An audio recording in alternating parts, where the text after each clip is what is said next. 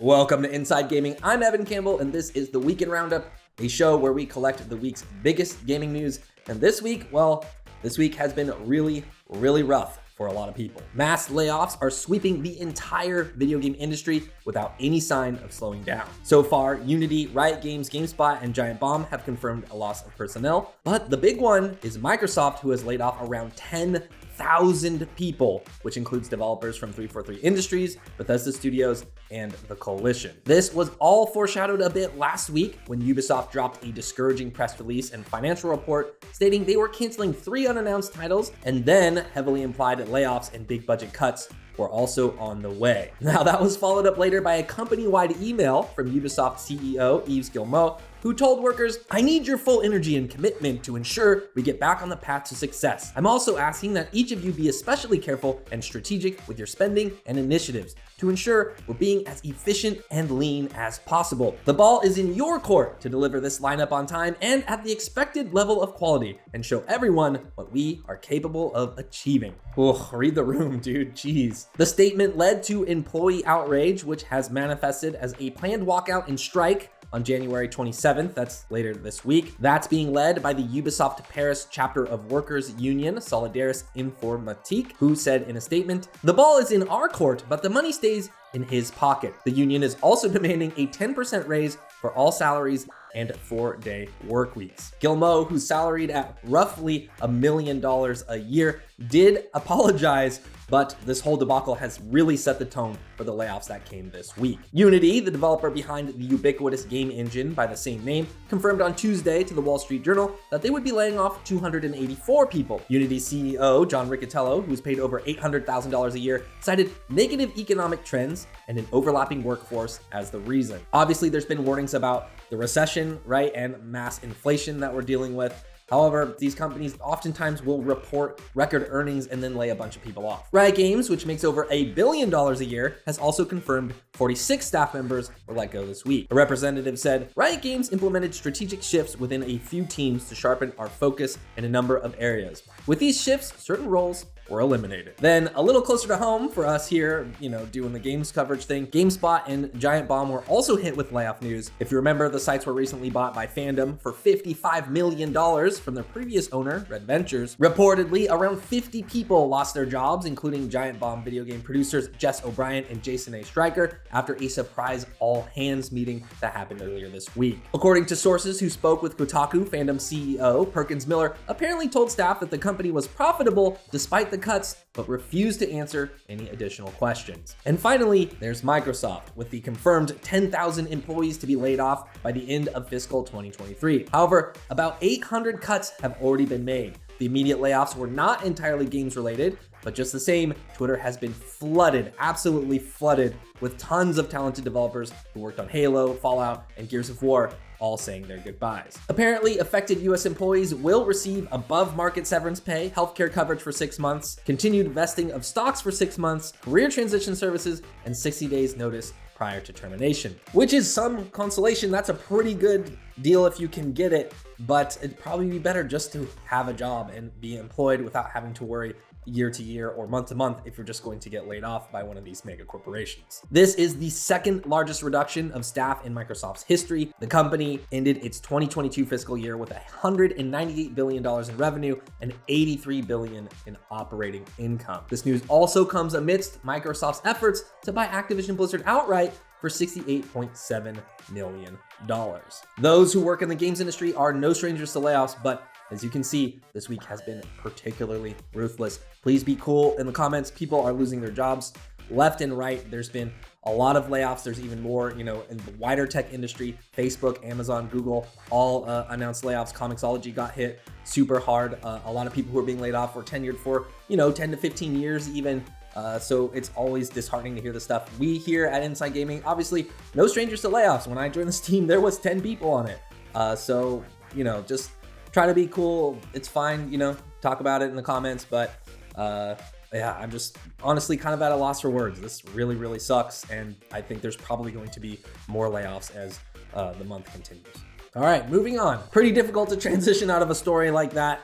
However, on a slightly more positive note, Konami is looking for more indie developers to take on even more Silent Hill projects. Late last year, we got a ton of Silent Hill news during a big revival showcase. Alongside the Silent Hill 2 remake, there were also announcements for Silent Hill F, Townfall Ascension, and a new movie in the works. There were rumors last year about even more projects on the way as well. Now, to add to that, IGN recently did an interview this week with Silent Hill producer Motoi Okamoto, who said, "The fact we're reviving Silent Hill was a secret until now. So we couldn't exactly go out and yell, 'Hey everyone, bring us your Silent Hill projects.' We can do that now. So if creators from around the world who love Silent Hill bring us their pitches, I promise to look through every one of them. We're all ears." So there you have it. More Silent Hill projects are very likely on the way. We could get some interesting games out of this, but of course now there's other people wondering if we'll get proper revivals for other Konami properties like Castlevania and Metal Gear. A screenshot from the upcoming Suicide Squad game is upsetting fans. The image in question featured UI in the game, which seemingly revealed a battle pass system and multiple in-game currencies. Kind of alarming for a story-driven game, which you can also play cooperatively. Well, according to VGC, an inside source has confirmed the game will indeed have a battle pass and other live service elements like cosmetic items. A little more worrisome though, according to the source, the currencies in the screenshot are, quote, XP used to power up and customize the skill trees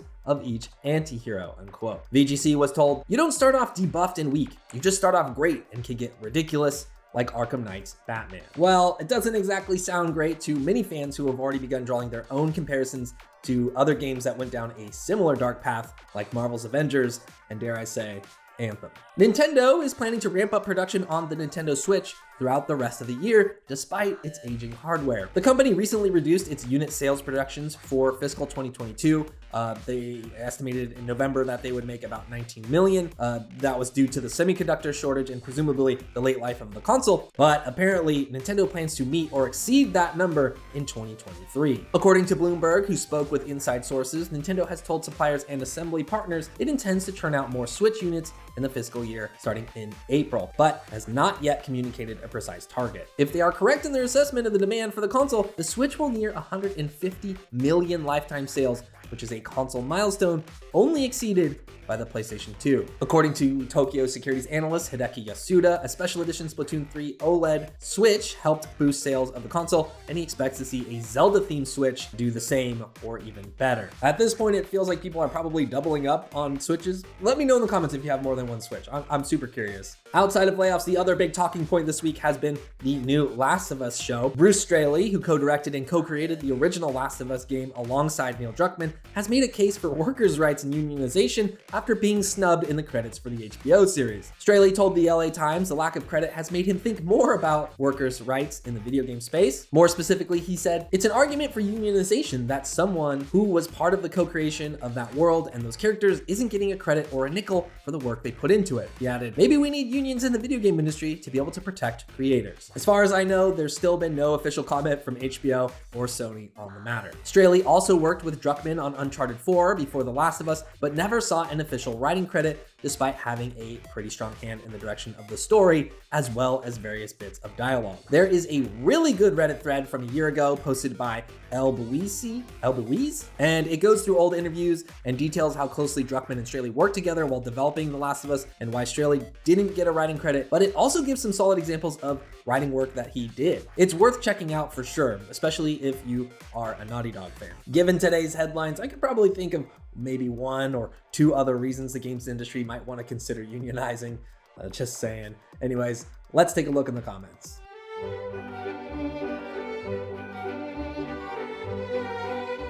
There were a lot of great comments on last week's show surrounding Ubisoft's financial report and 3-page press release, which we kind of already talked about today, that foreshadowed the events of this week. But I also found this fun little jab in the comments, lurking among the others. Harrison Whaley wrote, "Assassin's Creed players, I have a question. Why?" Listen, probably we're just built different, all right? You know, Assassin's Creed fans will tell you the series certainly has its hits and misses, but for some reason, combining history and the ability to jump off a building and then stab a dude in the neck is a really great combo. In addition, the science fiction concept of being able to relive your ancestors' memories through your shared DNA to solve some esoteric mystery is really, really cool. But you know what? No. Harrison, you tell me what you love. What do you love, Harrison? All right, let's get into all the games coming out this week. It's a controversial one. Forspoken follows the journey of Frey, a young New Yorker transported to the beautiful and cruel land of Athia. In search of a way home, Frey must use her newfound magical abilities to traverse sprawling landscapes and battle monstrous creatures. Forspoken comes to PC and the PS5 on January 24th. Maho Kenshi. Begin your journey to become a mighty samurai mage. In a blend of adventure, strategy, and deck-building gameplay, choose how you will follow the way of the Mahoken. Maho Kenshi comes to PC on January 24th. Next up, Risen. The volcanic island of Forenga is being terrorized by monstrous creatures. Wield sword, staff, and over 20 spells to defend the land and shape its ultimate fate. Risen is coming to PS4, Xbox One, and Switch on January 24th. World War Z. Fight off hordes of ravenous zombies in intense story episodes across new zombie-ravaged locations around the world in the ultimate co-op zombie shooter. World War Z is coming to PlayStation 5 and Xbox Series X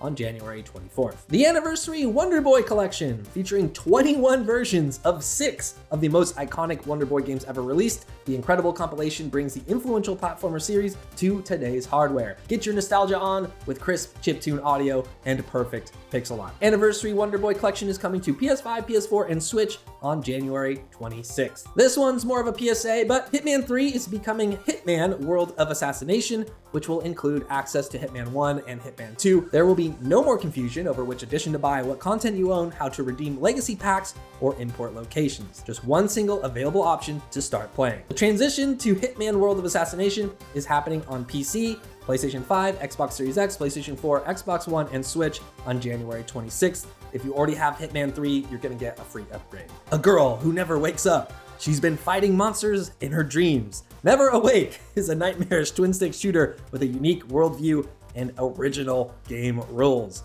Never Awake is coming to PlayStation 5, PlayStation 4, and Switch on January 26th. And last, but certainly not least, the Dead Space Remake. The survival horror classic returns, completely rebuilt to offer an even more immersive experience, including visual, audio, and gameplay improvements, while staying faithful to the original game's thrilling vision. The Dead Space Remake is coming to PC, PlayStation 5, and Xbox Series X on January 27th. All right, that's it for this week. If you're wondering where Jack is, that's actually my fault. It took a little bit longer this week for me to lock up the script, given all the layoff news that was just pouring in and day out. So unfortunately, that made me late delivering my script. It didn't give production enough time in Texas to get Jack in front of a camera for as much time as we usually need to record the show. So he had to step out this week. I took it on. I'm super sorry. Jack's sad about it. He says he misses you guys. He even sent a picture. So not to worry. We'll get him back on next week. Again, my fault. Super sorry, everyone. Anyways, thank you so much for watching. Have a great weekend, and we'll catch you on the next one.